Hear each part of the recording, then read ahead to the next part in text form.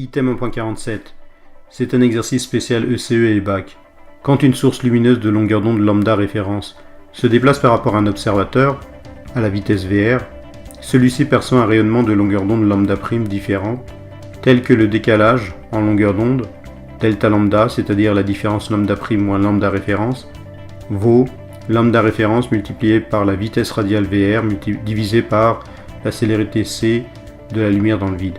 Alors par convention, une vitesse radiale VR négative indique que l'étoile se rapproche de l'observateur, tandis qu'une vitesse radiale VR positive indique qu'elle s'éloigne de lui. Première question. En analysant le spectre de l'étoile fourni, déterminer si l'étoile se rapproche ou s'éloigne de nous. Deuxième question. En déduire la valeur de sa vitesse radiale VR. Alors comme donnée, vous avez la célérité de la lumière dans le vide qui vaut 3 fois 10 puissance 8 mètres par seconde. Je rappelle que cette vitesse, normalement, vous devez la connaître, depuis la classe de seconde, on vous en parle.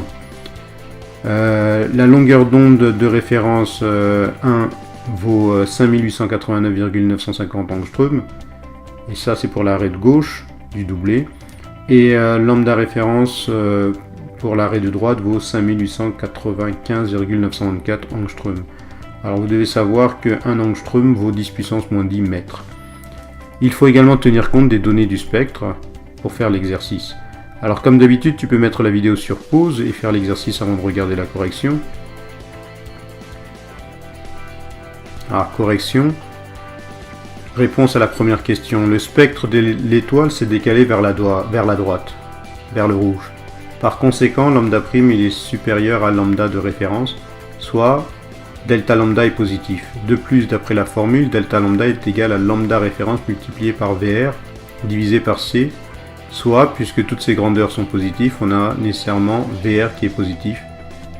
D'après la convention, l'étoile s'éloigne donc.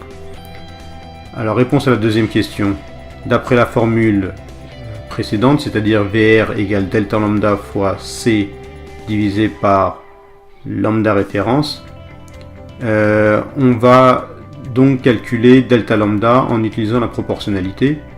Alors on a lambda 2 référence moins lambda 1 référence qui vaut 5895,924 angstroms moins 5889,950 angstroms, ce qui fait une différence de 5,974 fois 10 puissance moins 10 mètres. Alors première étape, on va déterminer cette variation delta lambda. Alors on a donc 5,974 fois 10 puissance moins 10 mètres qui correspond à 4 cm, c'est indiqué sur le papier. Donc on cherche delta lambda et on sait que ça correspond sur le papier à 1,8 cm. Alors on en déduit donc par proportionnalité que delta lambda c'est égal à 1,8 divisé par 4 multiplié par 5,974 fois 10 puissance moins 10 mètres.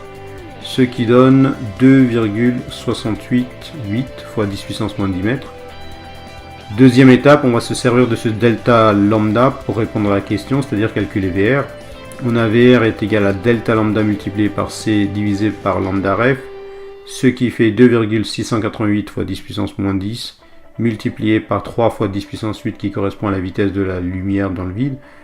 Le tout divisé par 5889,950 fois 10 puissance moins 10 mètres qui est la longueur d'onde de la référence, ce qui fait 1,37 fois 10 puissance 5 mètres par seconde.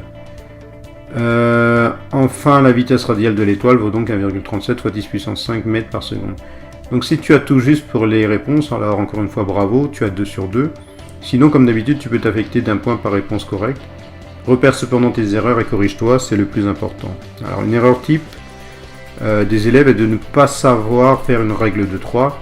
Demande à ton prof de maths si tu as oublié, car la dernière question de physique des exercices du bac repose souvent sur la proportionnalité. Bon courage!